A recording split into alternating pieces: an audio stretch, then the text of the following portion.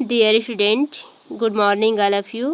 प्रतियोगिता संसार में आप सभी का स्वागत है। आज का हमारा अध्ययन विषय है प्रादेशिक नियोजन और विकास, और इसके अंतर्गत हम अध्ययन कर रहे हैं मेर्डल और हर्समैन की प्रादेशिक विकास सिद्धांत। तो पहले लेक्चर में हम कंप्लीट किए थे मेर्डल का प्रादेशिक विकास सिद्धांत, और आज के लेक्चर में कंप्लीट करेंगे हर्समैन का प्रादेशिक विकास सिद्धांत। तो आज के क्लास हम प्रस्तावना से स्टार्ट करते हैं, क्योंकि यह दीर्घोत्तरी क्वेश्चन आंसर है। मेर्डल के जो महत्वपूर्ण सिद्धांत है, जिसे कॉम्युलेटिव काउजेशन थ्योरी कहते हैं, यानी कि संचयी कारत्व सिद्धांत, उसका प्रतिपादन जो है कब हुआ? 1957 में हुआ। और ठीक इसी के पश्चात जो दूसरा महत्वपूर्ण योगदान है वह हर्समैन का है, और उनके जो थ्योरी है यानी कि सिद्धांत है उसका प्रतिपादन कब हुआ? 1958 में हुआ। और उनके जो थ्योरी है असंतुलित विकास सिद्धांत, यानी कि असंतुलित वृद्धि का सिद्धांत, यह जो है एक इंग्लिश शीर्षक के नाम से प्रतिपादित हुआ। उसका शीर्षक है the strategy of economic development, इस शीर्षक से प्रतिपादित हुआ। और जो मेर्डल है उनका जो प्रादेशिक विकास सिद्धांत है उसका इंग्लिश में क्या अर्थ होता है? कॉम्युलेटिव काउजेशन थ्योरी, उनका जो इंग्लिश है शीर्षक वो है, और हिंदी में उसे कहते हैं संचयी कारत्व का सिद्धांत। तो जो हर्समैन है उनका जो सिद्धांत है उसे हिंदी में असंतुलित वृद्धि सिद्धांत कहते हैं, और इंग्लिश में the strategy of economic development कहते हैं। तो आप इसमें कंफ्यूज नहीं होंगे, यदि छोटे क्वेश्चन पूछ दिए जाते हैं इनसे तो याद रखेंगे।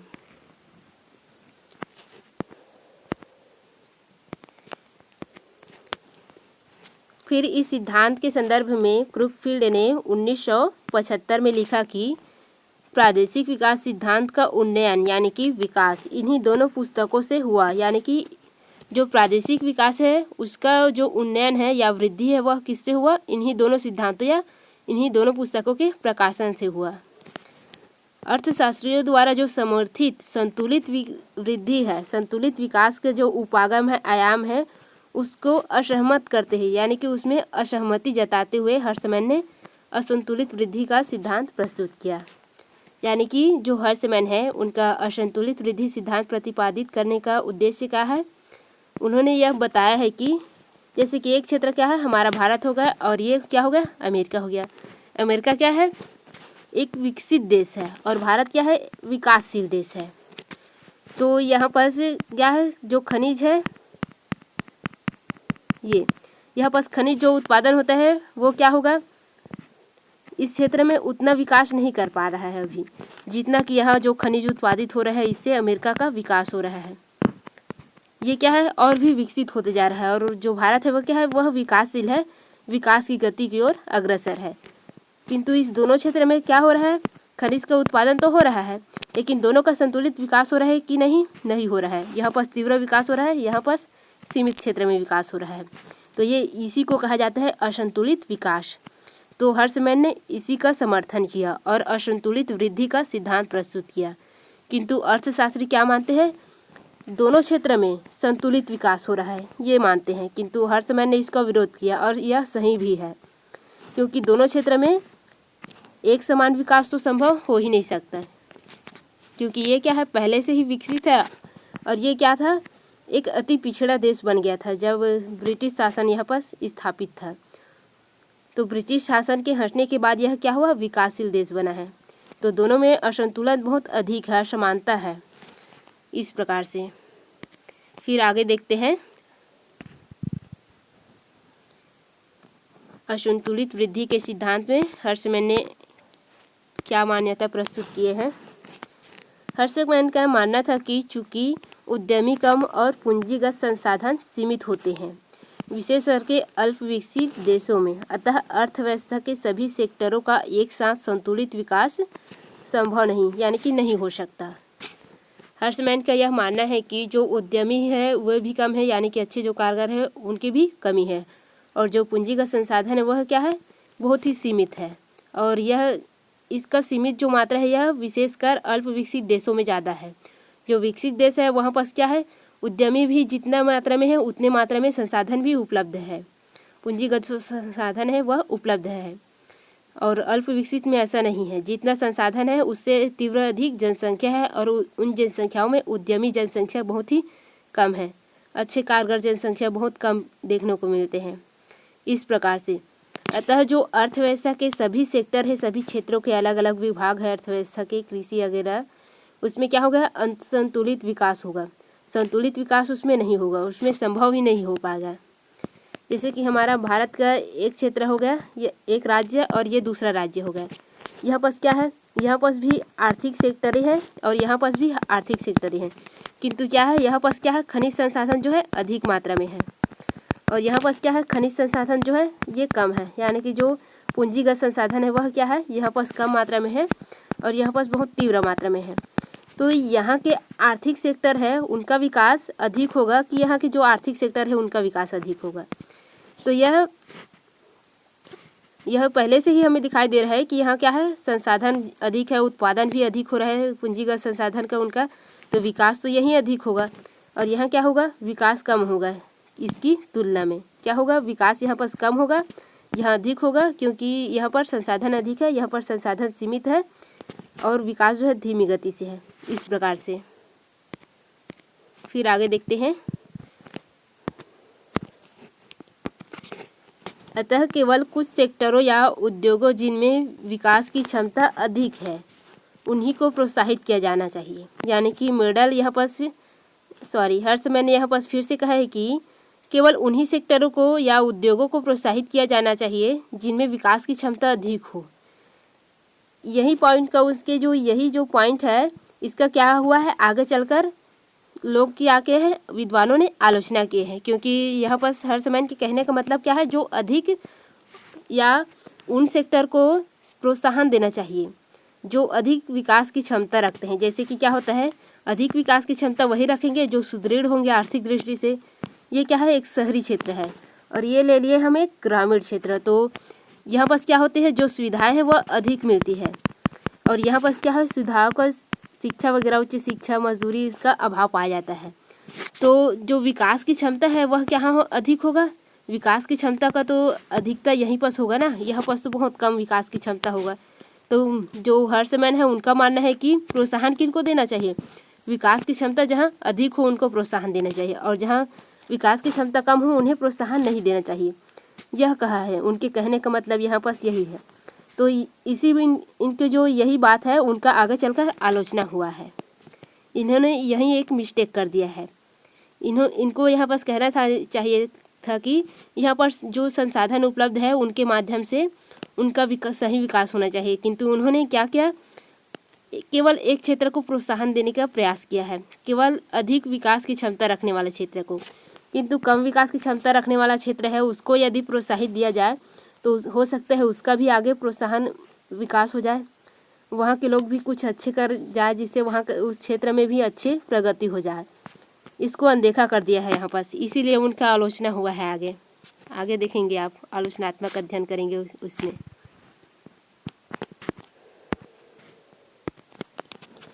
यह उल्लेखनीय है कि हर्षमैन की सैद्धांतिक रचना विनिर्माण अर्थव्यवस्था पर आधारित है। ये विनिर्माण अर्थव्यवस्था क्या होता है, जो कच्चे माल हम उत्पादित करते हैं वो उसको क्या करते हैं, विकसित देशों को निर्यात कर देते हैं। ये क्या हुआ, ये एक क्षेत्र है, यहाँ कच्चे माल को हम उत्पादित किए और इसके बाद क्या किए, इधर विकसित देश को निर्यात कर दिए। फिर ये देश क्या किया, उसको पुनः निर्माण किया, जो कच्चे माल है उसको पुनः निर्माण किया। फिर क्या किया, इधर वापस इसको अधिक मूल्य में क्या कर रहा है, निर्यात कर रहा है, जिससे क्या होता है, इसको लाभ होता है और इसको हानि होता है। इसी को कहते हैं विनिर्माण। यानी कि जो कच्चे माल जो खरीद कर क्या करते हैं उसका पुनः निर्माण करना विनिर्माण कहलाता है। यानी कि जो एक माल है उसको खरीदना और उसमें क्या करना, परिवर्तित कर देना। या आपके पास कोई भी वस्तु है, जैसे कि पेन है, ये क्या हुआ, अब ये पेन है, इसमें आप कुछ क्रिएशन किए और इसको कुछ अलग चेंज किए, तो इसमें क्या हो जाता है, विनिर्माण हो जाता है।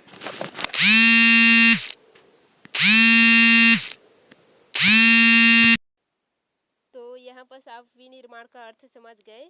अब इनके जो विचार है आगे क्या क्या है ये देखेंगे।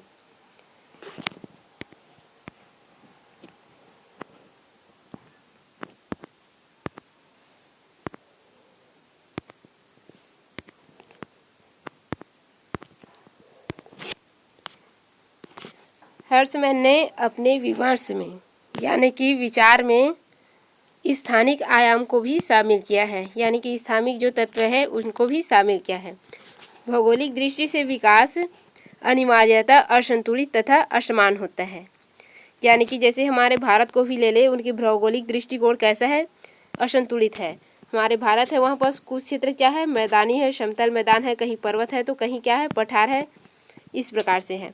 तो वहाँ पर विकास भी क्या होगा, असंतुलित होगा। जो मैदानी क्षेत्र है विकास यहाँ पर अधिक करेगा, सड़क वगैरह, उद्योग वगैरह, मकान वगैरह क्या होता है, तीव्र गति से बनता है, कोई दिक्कत नहीं आता।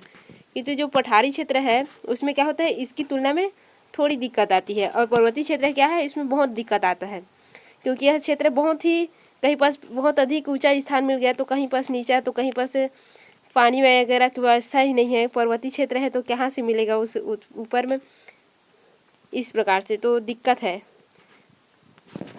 इस प्रकार से जो विकास है वह क्या होता है, असंतुलित होता है, असमान गति से होता है।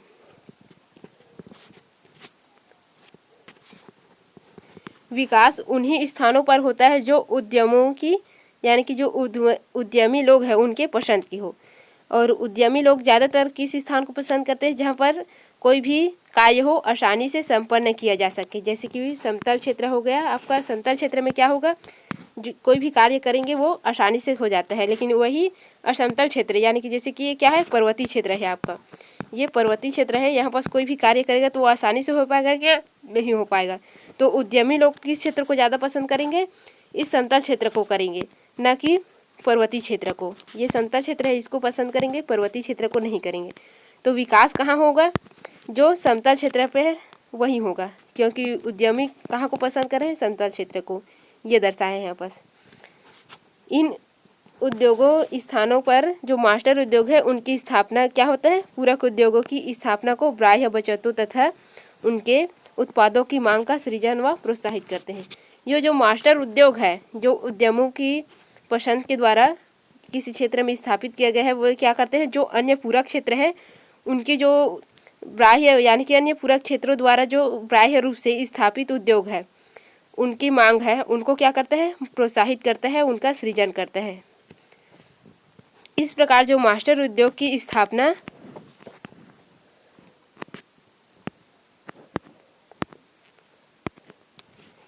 के फलस्वरूप अनेक और उद्योग क्या होता है, उस क्षेत्र की ओर आकर्षित होता है। जो मास्टर उद्योग स्थापित हुए हैं उस क्षेत्र की क्या होगा, जो अन्य जो उद्योग है विपरीत क्षेत्र में स्थापित हुए थे वो आकर्षित होने लगता है। यहाँ पर राइटिंग थोड़ा डल है तो आप लोग यहाँ समझ में नहीं आए तो स्क्रीनशॉट करके सेंड कर देंगे, फिर हम बता देंगे। कहने का तात्पर्य यह है कि जो विनियोग के जो अफवाह के साथ उस क्षेत्र में क्या होगा, जो गुणक प्रभाव से परस्पर संबंधित उद्योगों की एक श्रृंखला का निर्माण होता है। किस क्षेत्र में, जिस क्षेत्र में मास्टर जो उद्योग स्थापित हुआ है उस क्षेत्र में क्या होगा, जो अन्य उद्योग है वो आकर्षित होंगे। फिर परिणाम स्वरूप क्या होगा, जो अंतः अफवाह क्षेत्र है, प्रवाह क्षेत्र, वहाँ पर क्या होगा, यानी कि उसके आसपास के जो प्रभाव क्षेत्र है वहाँ पर अन्य जो गुणक के उद्योग है उनकी स्थापना होगी। उससे क्या होगा, उद्योगों की एक श्रृंखला बनेगा। जैसे कि ये क्या होगा, ये एक प्रमुख क्षेत्र है किसका, औद्योगिक क्षेत्र, और ये क्या है, ये विपरीत क्षेत्र है जो हम ऊपर बताए हैं। वो क्या होंगे, इनसे आकर्षित होंगे, इधर आकर्षित होंगे और यहाँ पर आकर क्या होगा, यही पास आसपास आकर के उद्योग लग जाएगा। फिर क्या होगा, इनका क्या होगा, एक श्रृंखला बन गया। ये इसी को बताया गया है यहाँ पास। इस प्रक्रिया की व्याख्या हेतु हर्षमैन ने पृष्ठवर्ती बैकवर्ड का प्रयोग किया है और अग्रवर्ती संलग्नता यानी कि फॉरवर्ड लिंकेज इसका प्रयोग किया है। लेकिन मिर्डल ने किसका प्रयोग किया था, कॉमुलेटिव कॉजेशन, बैकवर्ड इफेक्ट और स्प्रेड आउट इफेक्ट, इस 3 शब्द का प्रयोग किया था उन्होंने। लेकिन हर्षमैन ने किसका प्रयोग किया है, पृष्ठवर्ती, बैकवर्ड और अग्रवर्ती संलग्नता यानी कि फॉरवर्ड लिंकेज, इस शब्द का प्रयोग किया है। तो चलिए ये क्या चीज़ है, या ये जो संकल्पना इन्होंने दिया है यह क्या है ये देख लेते हैं, क्योंकि मिडल में भी हम देखे थे तो इनका भी अध्ययन करेंगे। तो ये जो पॉइंट है आप यहाँ से इस पॉइंट को अलग अध्ययन कर लेंगे और ये जो पॉइंट है इसको अलग नोट कर लेंगे, ताकि जो देखने वाला है वो देखते ही समझ जाए कि इनके द्वारा दो संकल्पनाएं दी गई है उनको अच्छे तरीके से बच्चे समझकर लिखे हैं। तो चलिए आगे इन दोनों संकल्पनाओं के बारे में अध्ययन करते हैं। तो आप इसे यहाँ से थोड़ा से बनाकर लिख लीजिएगा, क्योंकि हम इसमें एक साथ लिख दिए हैं, क्योंकि ये पहले का नोट है इसलिए। अब देखते हैं पृष्ठवर्ती जो संलग्नता है या बैकवर्ड है वो क्या है।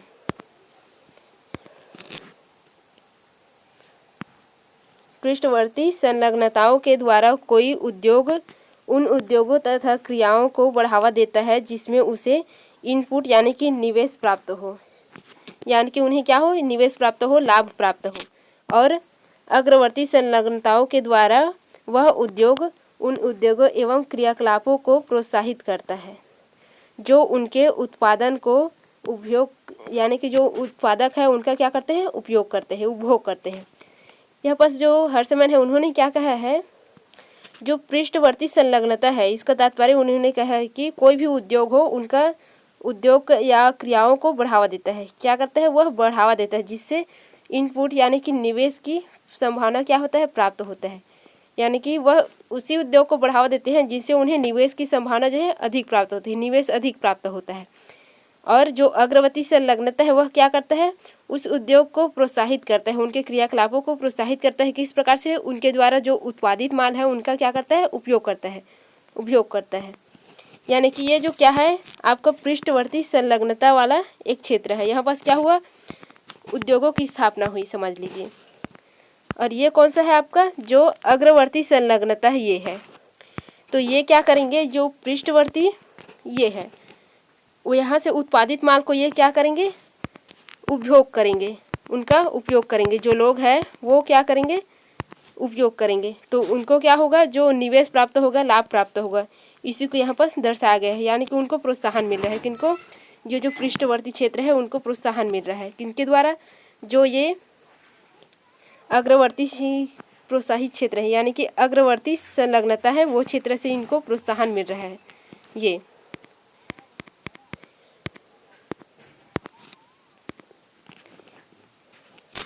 उद्यमों एवं पूरक उद्योगों के संकेंद्रण से जो वर्तमान विकास स्थलों का उद्भव होता है। यानी कि यहाँ पर कहा गया है कि जो उद्यमी और पूरक उद्योग है उन्हीं के संकेंद्रण से क्या होता है, जो वर्तमान है, ये जो वर्तमान लिखा है ये वर्तमान में आप सुधार देंगे। क्या होता है, जो स्थलों का विकास है वह संभव होता है। यानी कि विकसित जो स्थान है उसका विकास होता है। कैसे, जो उद्यमी व पूरक उद्योग का संकेंद्रण, ये क्या, कौन सा क्षेत्र है, एक अल्प विकसित और ये विकसित क्षेत्र है। तो जो उद्यमी व पूरक उद्योग का विकास कहाँ पर होगा, यदि यहाँ पर विकास होता है तो यहाँ पर क्या हो जाएगा, उस स्थलों का उद्भव होगा जिनका वर्तमान में क्या है, विकास अधिक दिख रहा है। और यहाँ पर क्या होगा, यहाँ पर यदि वो उद्योग स्थापित होगा तो यहाँ पर भी क्या होगा, ये क्षेत्र को कौन सा रहेगा, स्थल जो है विकसित क्षेत्र बन जाएगा। इसको दर्शाया है यहाँ पर। फिर आगे देखते हैं।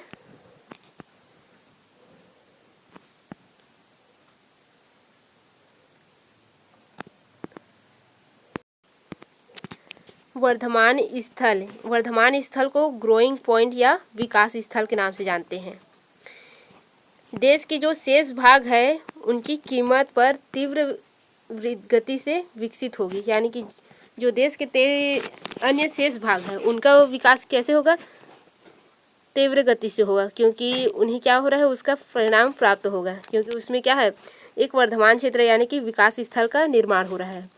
इसके फलस्वरूप एक ध्रुवीय स्थानिक प्रणाली का निर्माण होगा जिसे हम केंद्र स्थल के नाम से जानते हैं। इसमें विकास केवल कुछ क्षेत्रों में संकेंद्रित होता है। जैसे कि विकसित क्षेत्र अधिक है, जो केंद्र स्थल है वह विकसित तो होगा ही, तो उसमें विकास अधिक होगा और आसपास उस प्रभाव पड़ेगा, वहाँ होगा विकास। और बाकी जो पिछड़े क्षेत्र है, दूर है, वहाँ पास विकास नहीं हो पाएगा, ये कहा है। जिसे हर्षमैन ने उत्तर कहा है और देश का शेष भाग जिसे उन्होंने दक्षिण कहा है।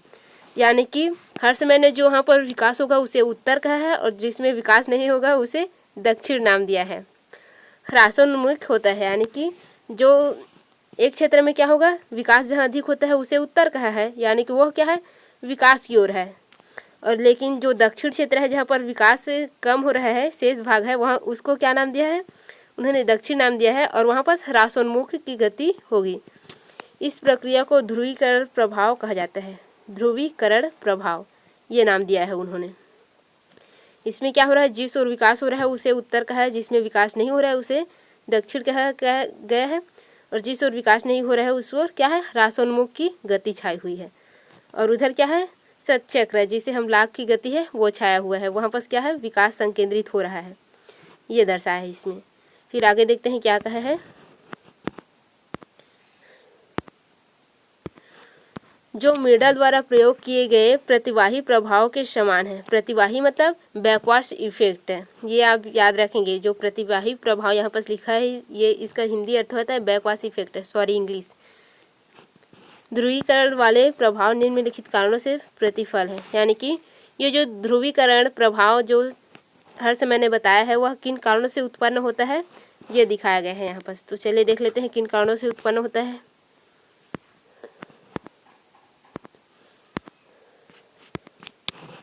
फर्स्ट है वर्धमान क्षेत्र, जिसे हम केंद्रीय क्षेत्र कहते हैं या विकास क्षेत्र के नाम से जानते हैं। ग्रोइंग पॉइंट या ग्रोइंग रीजियन या विकास प्रदेश इस नाम से जानते हैं।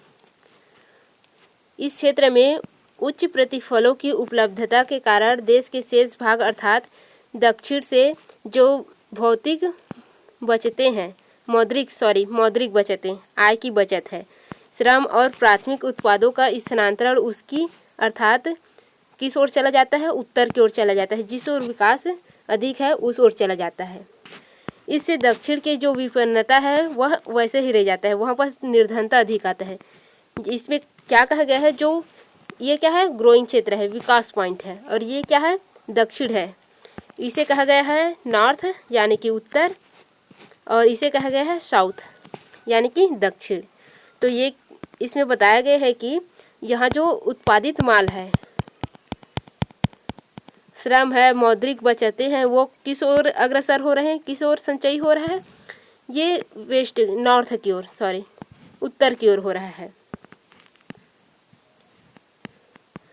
उत्तर की ओर जा रहा है। इससे क्या हो रहा है, उत्तर की ओर जाएगा तो यहाँ पर तो गरीबी ही रह जाएगा, और इधर क्या होगा, विकास अधिक होगा, क्योंकि इधर को जो आय बची है, मुद्राएं बची है, श्रम है, प्राथमिक उत्पाद है, वो सभी का स्थानांतरण यहाँ हो रहा है। वो विनिर्माण करेंगे और इधर तेज मतलब कि अधिक तीव्र दाम में क्या करेंगे, इन लोगों को संप्रेषित करेंगे, तो इनको हानि तो होगा ही, तो निर्धन के निर्धन ही रह जाएंगे, विपन्नता इनके ऊपर हावी ही रहेगा। किंतु ये जो उत्तर क्षेत्र है वहाँ पर क्या है, विकास जो है तीव्र गति से होगा, इसको दर्शाया गया है। फिर आगे देखते हैं क्या कहा है।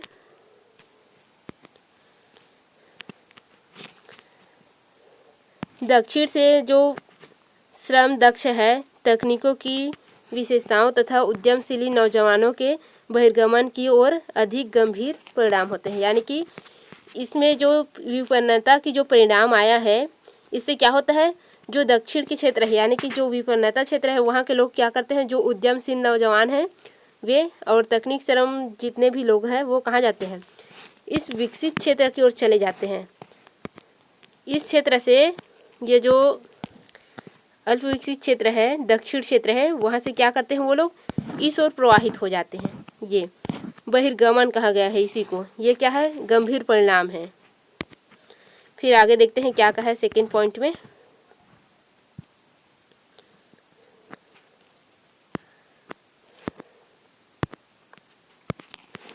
दक्ष उत्तर से, ये सेकेंड पॉइंट है, दक्ष उत्तर से प्रतियोगिता का दक्षिण में जो थोड़े उपयोग है, यानी कि उन पर क्या होता है, कुचलने वाला प्रभाव पड़ता है। यानी कि यहाँ बस कहा गया है कि जो दक्ष उत्तर है यानी कि विकसित क्षेत्र उत्तर है, दक्ष क्या है, वो सुदृढ़ है, दक्ष तक मतलब होता है सुदृढ़ क्षेत्र, और ये क्या है, अल्प विकसित है, असुदृढ़ है।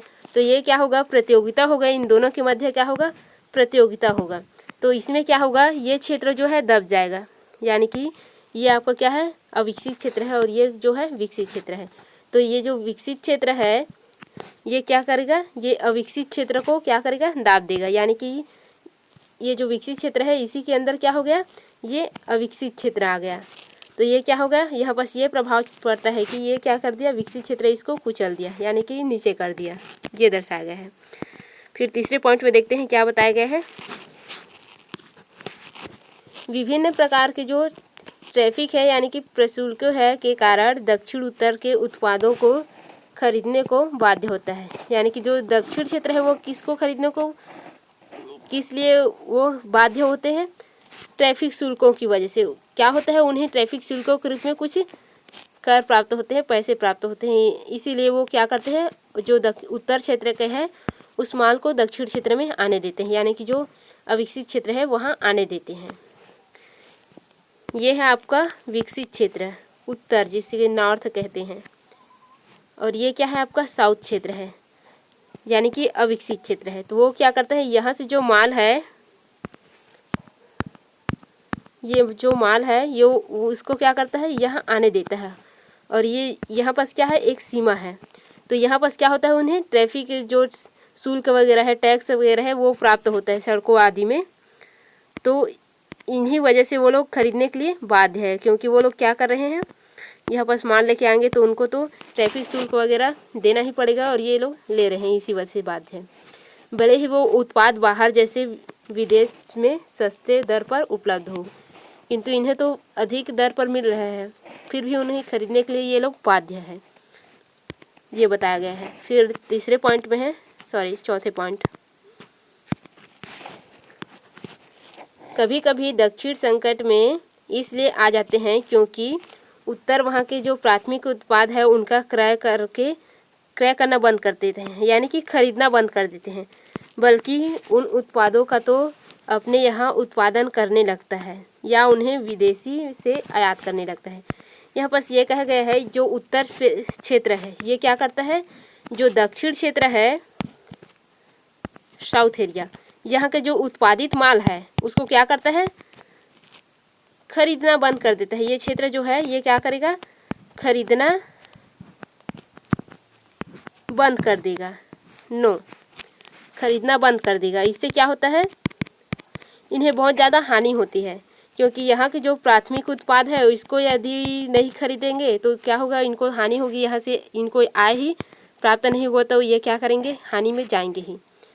और वो ये जो क्षेत्र है विकसित क्षेत्र, ये क्या करने लगता है, विदेशों से, यानी कि जो अन्य विदेश है वहाँ से माल जो है एक्सपोर्ट करने लगता है, ये यहाँ से मंगाने लगता है जो माल है उसको, इसीलिए इनको हानि होने लगता है, ये बताया गया है इसमें। फिर है आगे उसके बारे में कुछ जानकारी और दिया है, आप इसे 2-3 बार देखेंगे तो अच्छे से समझ में आ जाएगा, एक बार में तो कोई भी नहीं समझ पाते। कालांतर में जब उत्तर में भूमि और श्रम को लागत निषेधात्मक स्तर पर पहुंच जाती है, तब उद्यमी उद्योग के अवसर दक्षिण में तलाश करने के लिए आते हैं। कालांतर में यानी कि बहुत समय पश्चात क्या होता है, जब उत्तर में क्या हो, भूमि और श्रम को लागत जो है निषेधात्मक स्तर पर पहुंच जाती है, यानी कि क्या होता है, ये जो क्षेत्र है ये कौन सा क्षेत्र है, आपके उत्तर का क्षेत्र है, मान लीजिए नॉर्थ का क्षेत्र है, और ये जो क्षेत्र है यह साउथ क्षेत्र है।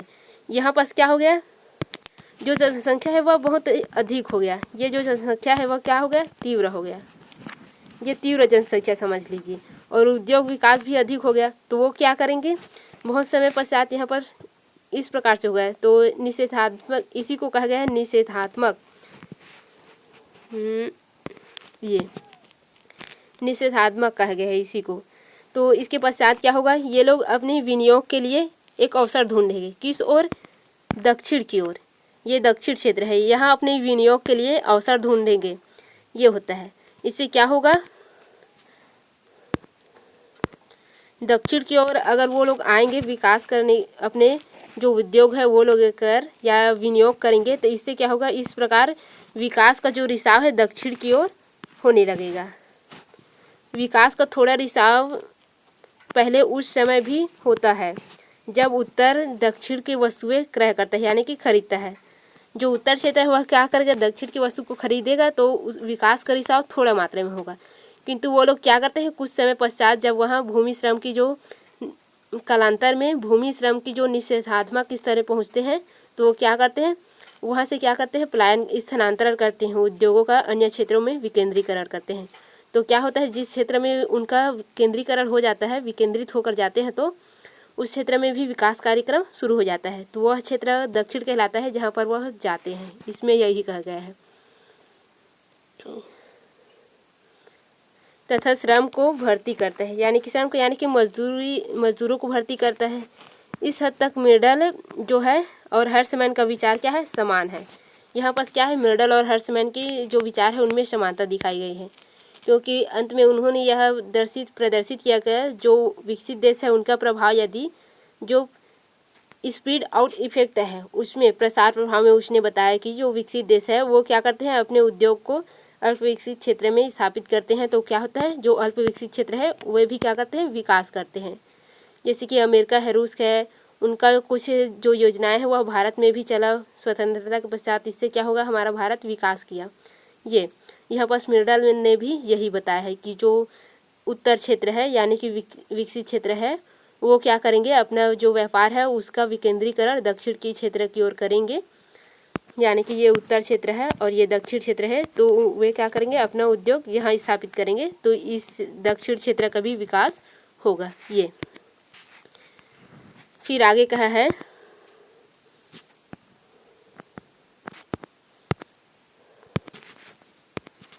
लेकिन इसके आगे इसके विचारों में समानता नहीं है। यहाँ तक कि तो इनके विचार में समानता है, लेकिन आगे इनके जो विचार है उनमें समानता देखने को नहीं मिलेगा। हर्समैन का विश्वास था कि दक्षिण की ओर विकास का रिसाव अवश्य भावी है और सशक्त होकर ध्रुवीकरण प्रभावों से प्रबल हो जाएगा। यानी कि मेडल में यहाँ पर प्रसार प्रभाव यानी कि बैकवाश इफेक्ट का शब्द का प्रयोग किया है, किंतु यहाँ पर से हर्समैन ने यह कहा है कि यह अवश्य प्रभावी है और सशक्त भी होगा। लेकिन उन्होंने किस शब्द का प्रयोग किया है, प्रसार प्रभाव के स्थान पर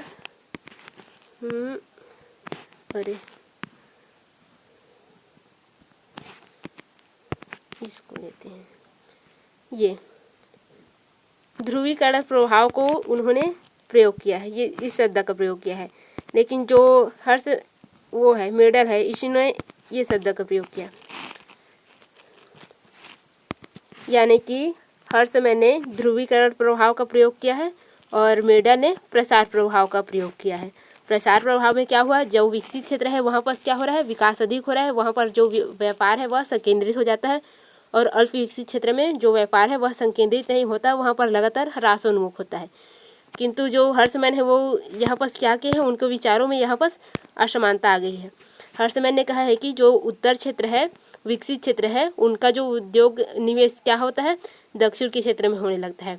इससे क्या होता है, जो दक्षिण क्षेत्र है वह भी विकास कर जाता है और सशक्त होकर ध्रुवीकरण प्रभाव को प्रबल हो जाता है। यानी कि ध्रुवीकरण प्रभाव से क्या हो जाते हैं, सशक्त हो जाते हैं, प्रबल हो जाते हैं, ये कहा है।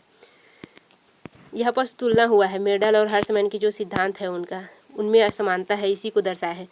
जबकि मेडल प्रसार प्रभाव को अधिक सशक्त नहीं मानते इसमें, किंतु जो हर्समैन है वो क्या करते हैं, ध्रुवीकरण प्रभाव को प्रबल मान रहे हैं ये, और वह भी शासकीय सबल से ही सक्रिय होते हैं, यानी कि शासकीय कार्यों से ही सक्रिय होते हैं, ये बताया है। फिर आगे देखते हैं हम क्या कहा है। ये जो पॉइंट हम देख रहे हैं उनके सिद्धांत में समानता या असमानता वाले जो लास्ट में पॉइंट देखे हैं वो उनके निष्कर्ष के अंतर्गत है, तो इसे आप ध्यान जरूर रखेंगे, उसे निष्कर्ष करके आप डाल देंगे। तो चलिए देखते हैं आगे क्या कह रहे हैं।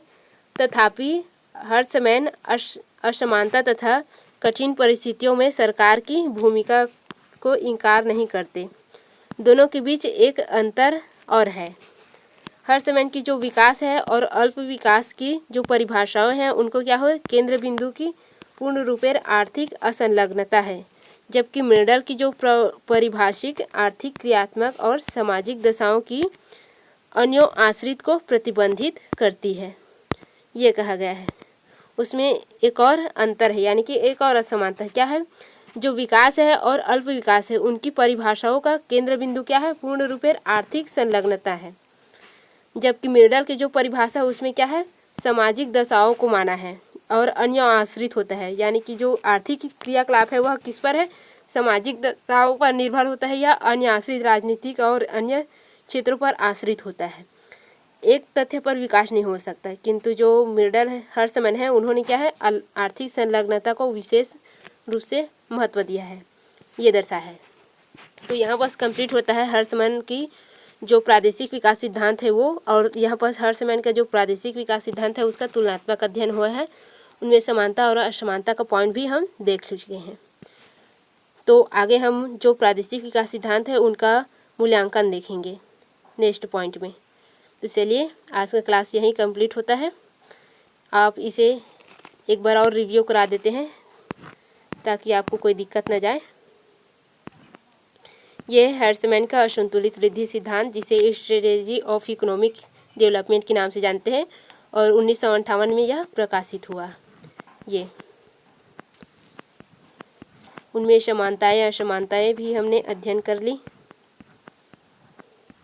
यदि कहीं पर राइटिंग समझ में न आए तो आप उसे स्क्रीनशॉट करके हमारे पास ज़रूर सेंड करेंगे। धन्यवाद।